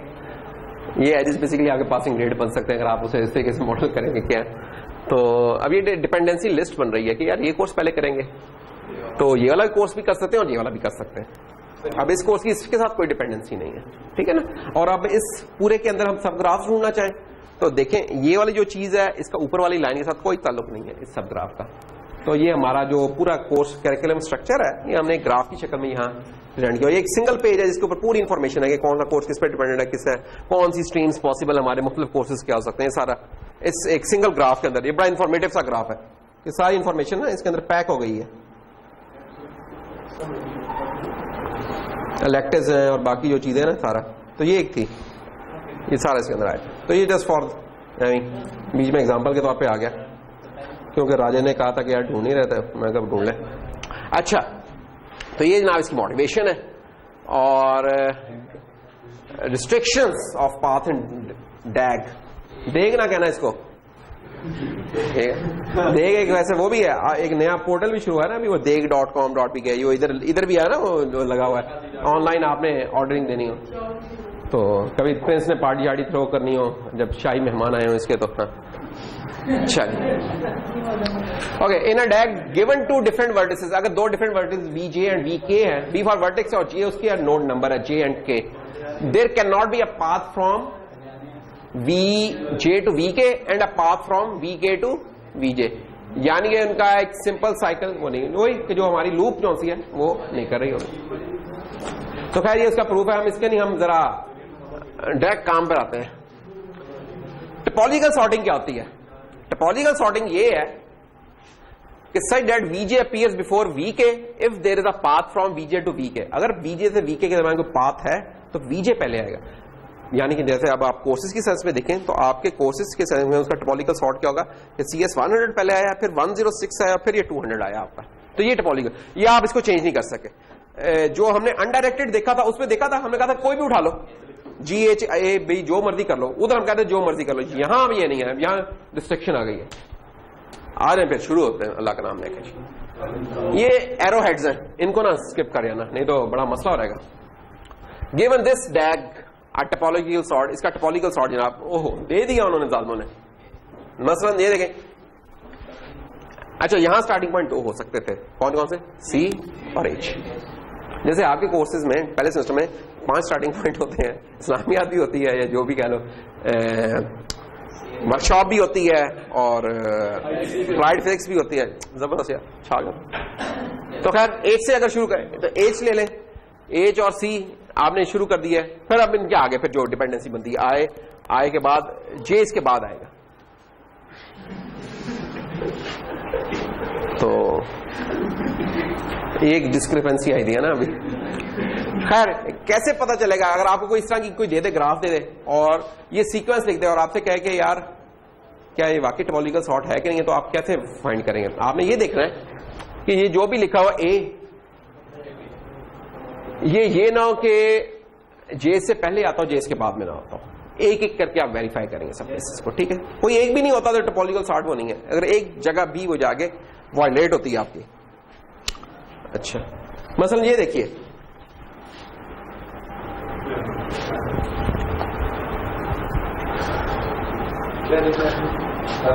एफ को हम टेस्ट कर रहे हैं कि क्या एफ कंडीशन मीट कर रहा है इसमें टोपोलॉजिकल। तो एफ से पहले कौन कौन से आ रहे हैं, तो एफ से पहले ये सारे जनाब आ रहे हैं, ए के अलावा ये बाकी सारे आ रहे हैं। ए इधर नहीं आ रहा, ए किसी और लाइन पे चला गया।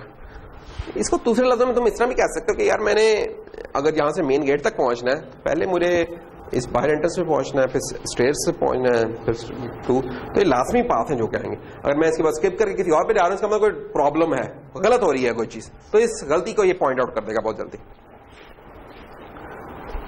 और ये स्ट्रिंग, हाँ अगेन आंसर यूनिक होना जरूरी नहीं है, सिर्फ इस चीज का ध्यान रखना है कि डिपेंडेंसी का ध्यान हो रहा है, बाकी उन डिपेंडेंसीज के अंदर चीजें कुछ आगे पीछे हो सकती हैं, वो भी हम देख लेते हैं फिर कैसे, जब हम इसका एल्गोरिथम चलाएंगे। एप्लीकेशन क्या हो सकती है, ले जी फरमान साहब तो वजह चाहिए। अच्छा नहीं, कोर्स इंस्ट्रक्टर नहीं, कंसीडर फरमान साहब getting ready for a dinner out, ठीक है जी। तो अब क्या करना है उन्होंने, he must be the following jacket, shirt, brief, socks, tie. अब इसमें ये तो नहीं होता शर्ट पहले पहन ले या टाई पहले पहन ले और शर्ट बाद में पहने। प्रिंस आपको आंसू क्यों आ गया बेटा, अपना टाइम तो नहीं कोई याद आ गया तुम्हें? अच्छा मैंने कहा अच्छा। अब कंस्ट्रेंट्स हैं इसमें कि पैंट्स कौन सी हैं जनाब, गो आफ्टर द ब्रीफ्स, और सॉक्स कौन से हैं वो शूज से पहले, ये ना कि शूज पहले उसके बाद सॉक्स। ये हो सकता है ना, मतलब किसी रोबोट को हम कह दें कि यार जरा रेडी हो रहा भाई, और उसे हमने ये वाला सॉर्ट ना बताया तो अजीब ही बेचारा रोबोट बन जाएगा। इंसान तो उम्मीद है कि ये हरकत नहीं करेंगे, लेकिन रोबोट तो कर सकता है। क्या ख्याल है? टाई का मसला आता है, टाई तो चलो एक दफा बांध ली तो दो तीन दिन बाद चलती रहती है बंधी हुई। ओके, तो ये नाम उसका ग्राफ बन जाएगा, टास्क का ग्राफ। ब्रीफ, पैंट्स, और उसके बाद पैंट्स पहनी तो वॉलेट, और ये नहीं कभी पैंट्स नहीं पहनी और वॉलेट और कीज को रख रहे हैं, कहां रखे भाई? अच्छा बेल्ट आ गए। या फिर ये अब ये तीनों टास्क पैरेलल में शुरू करना चाहें तो कर सकते हैं। घड़ी का इससे बेचारी का कोई भी ताल्लुक नहीं, घड़ी पहन सकते हो कभी भी पहननी, बाकी शर्ट, टाई और जैकेट, और ये, और आखिर में आप आईपॉड या आईफोन कह लो, क्या अपना आईफोन या जो भी है, ठीक है प्रिंस? नहीं फरमान साहब, तो ये मुख्तलिफ पास हो सकते हैं। तो अब ये टोपोलॉजिकल सॉर्ट क्या बन जाएगा कि brief, pants, wallet, keys, belt, socks. अब बेल्ट देखें, बेल्ट और सॉक्स कुछ आगे पीछे हो सकती हैं, इसमें कोई मसला नहीं है, इनका आपस में कोई ऑर्डर नहीं बनता। क्यों? क्योंकि सॉक्स कहां गई जनाब, सॉक्स इस पाथ की बन रही हैं और बेल्ट साहिबा इसके, तो ये इधर आगे आगे पीछे हो सकते हैं, लेकिन इनसे आगे वाला उसके बाद में नहीं हो सकता। ये गड़बड़ नहीं हो सकती कि शूज आप कहेंगे शूज को मैं यहां आगे पीछे करूं, ये नहीं हो सकता। सॉक्स जब तक नहीं होंगे फिर शूज नहीं होंगे, क्योंकि डिपेंडेंसी इनकी ये मरनी, सॉक्स उसके बाद शूज है। और शर्ट जहां आप जो से है, शर्ट कहां गई? शर्ट की कोई भी नहीं थी डिपेंडेंसी, तो शर्ट बिल्कुल शुरू में भी पहन सकते थे, उसमें कोई हर्ज नहीं था। तो ये अपनी अपनी चॉइस है, ठीक है फरमान साहब? कोई अगर आप इसमें कोई अपने कोई पर्सनल कोई ऐड करना चाहें। अच्छा, ये टोपोलॉजिकल सॉर्ट तो ये था ना, एक डिफरेंट सॉर्ट, एक और भी सॉर्ट बन सकता है जिसमें कंडीशन ये सारी यही मीट हो रही है, लेकिन थोड़ी सी तरतीब जरा डिफरेंट कर दी है। हो सकता है आप नीचे वाली तरतीब फॉलो करते हैं। एप्लीकेशंस, एप्लीकेशन ये वही है जो थोड़ी देर पहले भी बताई थी कि आपने कोड की पासिंग वगैरह करनी हो तो उसमें ये वाली चीज होती है। चेक करो यार, सिर्फ 51 नोड्स हैं, तो कितने वर्टिस होते हैं? 51 इंटू 50, काफी ज्यादा हो सकते हैं, यानी कि तकरीबन 2500 के करीब हाँ एजेस हो सकती हैं। तो ग्रीन एरोज यहां रिप्रेजेंट कर रहे हैं डिपेंडेंसीज, ठीक है, और the numbering indicates the topological sort of the task, कि उस टोपोलॉजिकल सॉर्ट में पहले कब आ रहा है। ये बड़ी खतरनाक की चीज थी यार, तो इसको छोड़ा, हम जरा आसान ही चीज करते हैं, फिर इसके आएंगे। अब इसका थ्योरम देखेंगे क्या है, एल्गोरिथम क्या है हमारा। A graph is a DAG if and only if it has a topological sorting। कब होगी वो जी?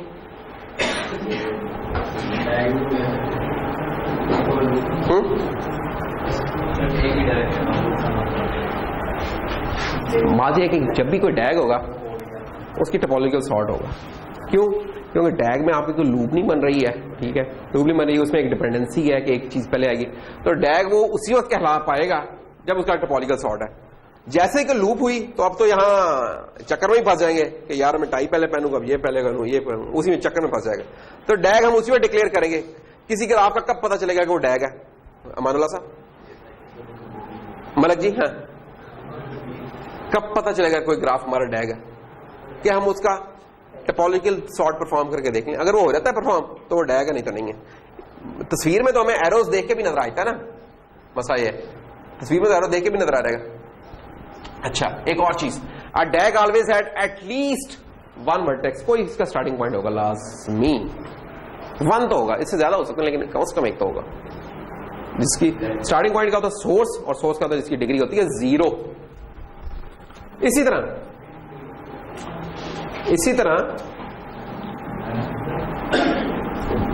जो दूसरा इसका लेमा है वो ये है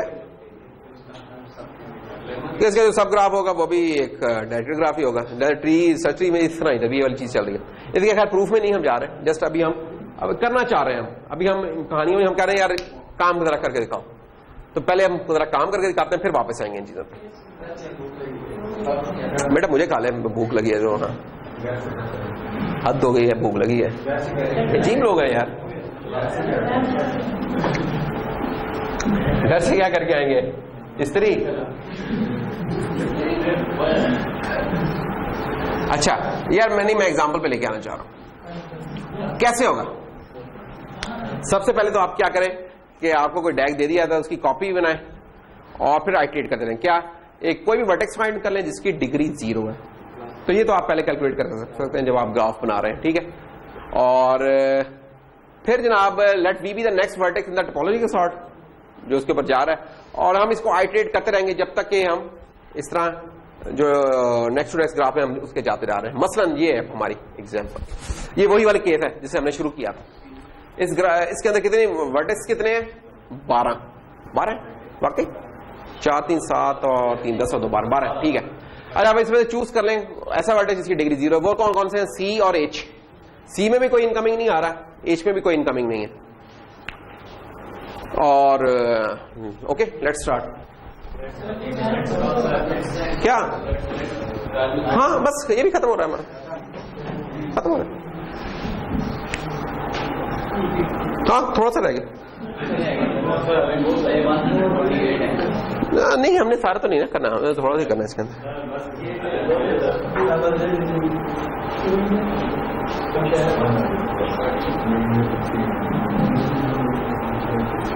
खैर मुझे देखने दो कि इसमें हमने कौन कौन सा कर। हाँ तो ये तो कर ही लेते हैं, ये थोड़ी सी हमारी क्लास लेट नहीं शुरू हुई, 15 मिनट लेट शुरू हुई, 15 मिनट लेट शुरू हुई। मैं तो जल्दी आया था, वो उधर तुम्हारा कनेक्शन ही खराब किया होता उन्होंने। चलो ठीक है, इधर क्लोज करते हैं। तो अगली क्लास में हम इधर से रिज्यूम करेंगे। अगली क्लास में इंशाल्लाह ये है कि ग्राफ फिर भी मुकम्मल नहीं होंगे, अगले वीक में मुकम्मल हो रहेंगे, दूसरी क्लास में मुकम्मल हो जाएंगे, और साथ ही हम कुछ एल्गोरिदम शुरू कर लेंगे। एल्गोरिदम्स हम करेंगे एक लेक्चर में सॉर्टिंग के, और फिर उसके बाद हम 2 लेक्चर देना चाहेंगे हैशिंग को, तो हैश कर, तो इसके साथ ही कोर्स खत्म हो जाएगा हमारा। That's all, thank you.